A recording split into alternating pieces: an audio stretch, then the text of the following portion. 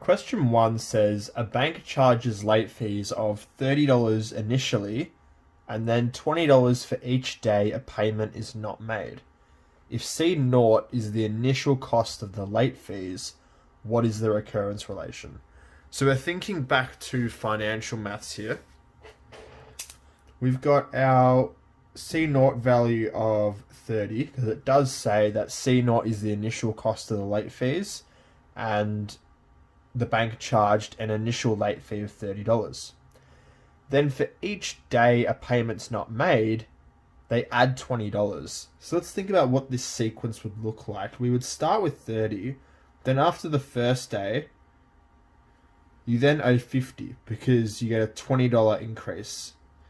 Then 70, then 90, then 110. So you start at 30 and you're just going up by 20.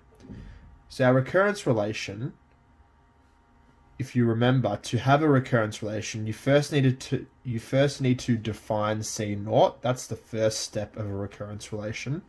And then you need to define the rule. So we have Cn plus 1, referring to the next step in your sequence, is equal to the previous step, Cn, plus 20. So you need to state both of these points for your recurrence relation. The following recurrence relation can be used to model a compound interest investment of $2,000, paying interest at the rate of 9% per annum. Our recurrence relation is V0 equals 2000 and Vn plus 1 equals 1.09 Vn. After how many years will the value of the investment first exceed $5,000? Now, to approach this equation, what we want to do is, let's go into sequence, and we can type in our recurrence relation here. So we have An plus 1 equals 1.09 multiplied by An, and our starting value is 2000. Now, to view how this sequence proceeds, we first need to tick that and hit the list button. Alright? Now, if you need to go, let's say it's stopped at 5. If you need to check down even further, you can choose your starting and ending point. Let's say we need the first 20 values. So let's scroll down to when this sequence first goes above 5,000, and we see here. So on the 11th number of the sequence, or after 11 iterations of the rule, is when we first go over $5,000. So our answer would be 11 years. Macca invests $8,500 at 6% per annum, compounding quarterly. What is Macca's investment worth after 4 years to the nearest dollar? So we've got an investment and we're trying to find the future value of the investment. We could use this method where we figure out what our recurrence relation is and then we just use the exact same method to go down to 4 years. But there is a quicker way to do it, and this is using our financial solver. Once we're in the financial solver, let's start entering all the information that we actually have from the given question. So n is the number of times you want the rule to iterate itself, the number of terms. You would be tempted to write 4 because it says, what is Macca's investment worth after 4 years? But what you need to remember is that it's compounding quarterly. So you have to think, how many quarters are in 4 years? Well, there's 16 quarters in 4 years. So the interest is going to compound 16 times in that 4-year period.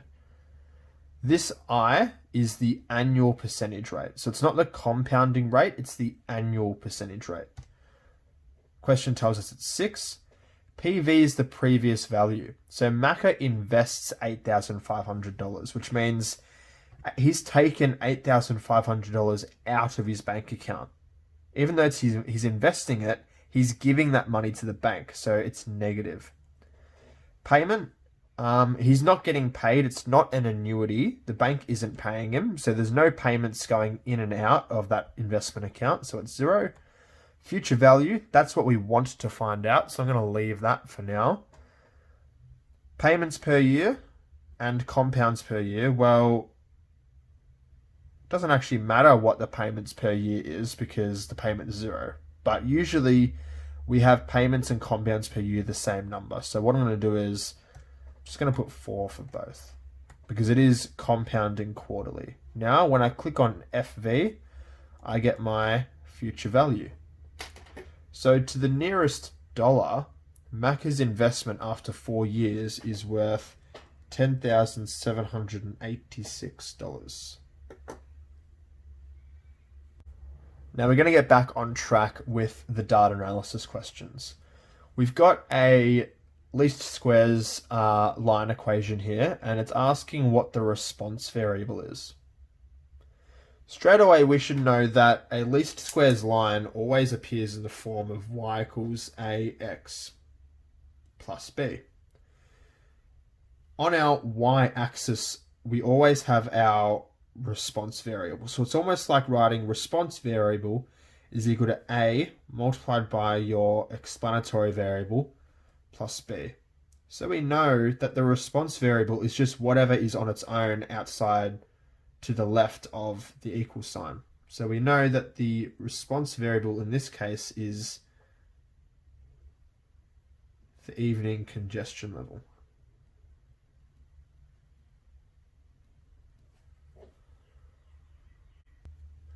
Now we've got the same least squares regression line equation here, and we want to predict what is the evening congestion level going to be when the morning congestion level is 60. So what we're going to do is plug 60 into our equation. We've got 8.48 plus 0.922, and we're going to just plug 60 in where the morning congestion level is. We get 63.8.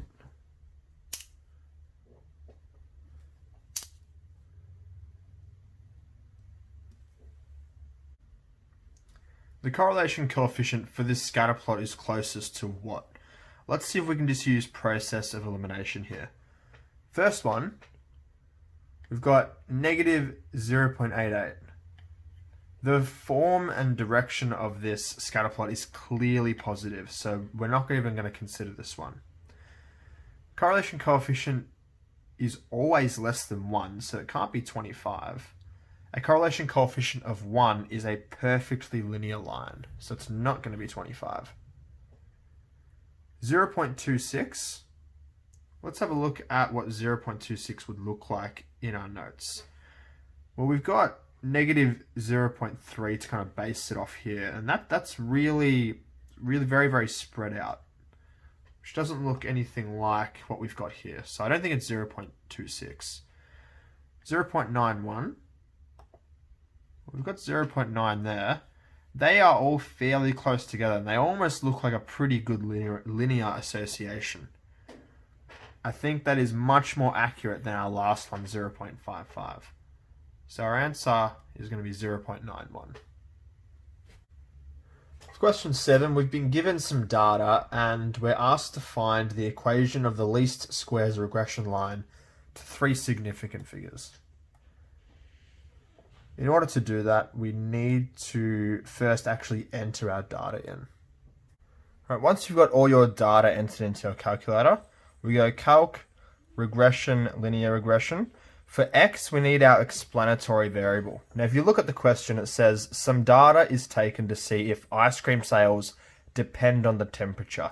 That is suggesting that we can predict the ice cream sales from the temperature. So the temperature is our explanatory variable, our x, and sales is our y. Now we've got a and b where the equation is in the form of y equals ax plus b. So y being our explanatory variable, our response variable, we're going to have sales equals a, which is 6.19 to 3 significant figures, multiply that by our explanatory variable, then plus the b value, which is negative 10.6 if we round to 3 significant figures. Question 8 asks, what key feature of a residual plot tells us that assuming a linear association between variables is appropriate? Now we should hopefully have in our notes that one of the two key pieces of information that we need to know about residual plots is that when the residual plot has no clear pattern, that is when we can assume that the association is linear. In a normally distributed set of data, what percentage of the data lies above the mean plus 2 standard deviations, or x bar plus 2s? Now we should be very familiar with the diagram that looks like this. Let's go to our point that is the standard deviation plus 2, the mean plus 2 standard deviations. That's this point here. Question asks, what percentage of the data lies above this? So we can take this point, two things we can do. We can either add up 2.35 plus 0.15, or we can just go to the above line. So everything above this point is 2.5% of the data.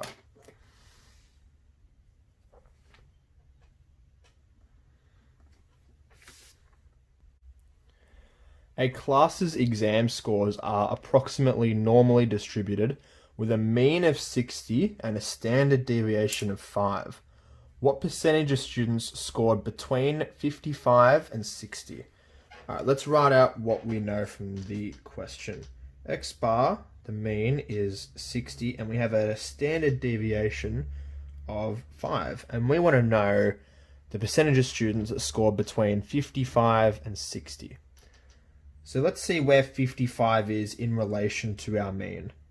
Take 55, let's minus 1 standard deviation, and that's when we get to 55. So we know it's 1 standard deviation below. And obviously 60 is the mean. So when we look at this diagram here, we're looking between our mean, which is 60, and 1 standard deviation below the mean, which this is our 55. So we're looking between these 2 points. Between these 2 points, we can see lies 34% of the data. So the answer is 34%. We have the same exam scores that are approximately normally distributed. This time, we want to know what percentage of students scored between 65 and 70. So let's see where 65 and 70 lie in regard to our mean. Take our mean, we'll add 1 standard deviation. That's when we hit 65. So we know 65 is 1 standard deviation above the mean. Now let's figure out where 70 is. We add 1, we get to 65. Let's add another standard deviation. That's when we get to 70.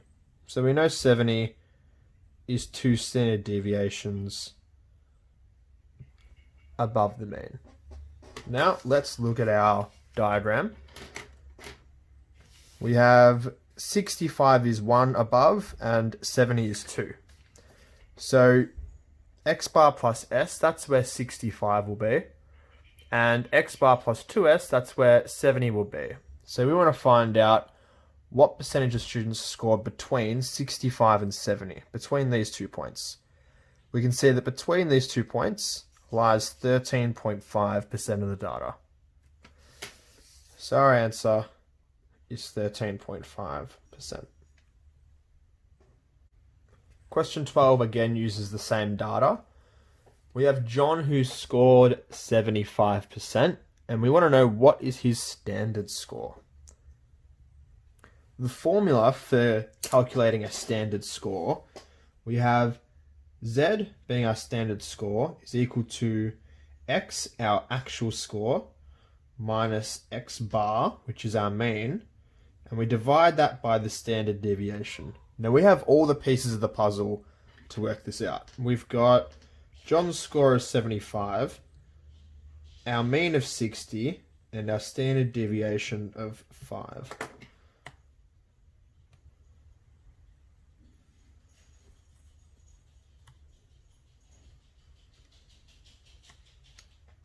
(75 minus 60 divided by 5 is 3. So we have our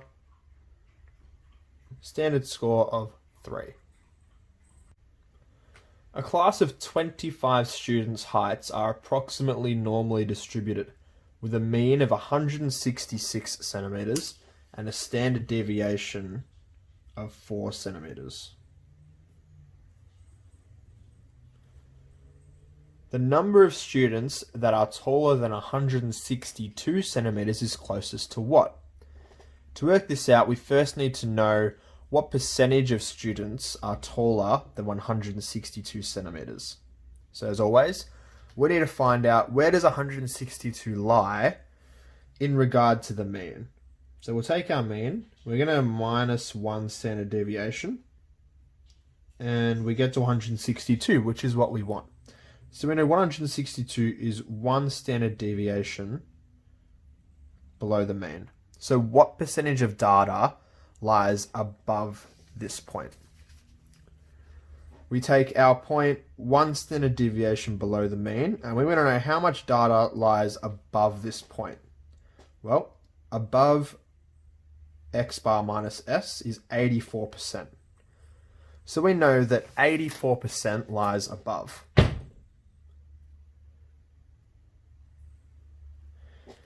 But we're not done yet. We need to know how many students that is. So what is 84% of 25 students? Well, let's use our calculator. We've got 84% of 25 is 21. So our answer to question 13 is 21.